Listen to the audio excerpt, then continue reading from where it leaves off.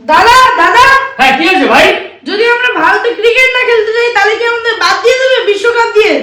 বিশ্বকাপ থেকে বাংলাদেশকে বাদ দেবে এই ক্ষমতা কারণ নেই, ভারতেরও নেই, এমনকি আইসিসি এরও নেই। কারণ তুমি আমার ভাই, পাকিস্তান তোমার দাদা বেঁচে থাকতে তোমার ঘায়ে কেউ নখের আঁচল দিতে পারবে না। তাহলে আমরা ভারতের সাথেও লড়তে পারবো। অবশ্যই, আমি আছি তোমার কাছে। A few moments later. বাংলাদেশের টাইগার টিম কখনো ভারতের কাছে মাথা নিচু করবে না, তাই আমরা বিশ্বকাপ থেকে বয়কট করলাম। দাদা, তোমার কথা মতন আমরা বিশ্বকাপকে বয়কট করে দিয়েছি। খুব ভালো ভাই। 3 days later. এবারে আমাদের বিশ্বকাপের 15 জনের খেলোয়াড়ের নাম আমরা ঘোষণা করছি। তার নেতৃত্বে থাকবে সালমান আলী আগা। ধন্যবাদ। স্যার স্যার, আপনারা তো বিশ্বকাপ থেকে বয়কট করার কথা ছিল, কারণ আপনারা বাংলাদেশকে নাকি সমর্থন করছিলেন।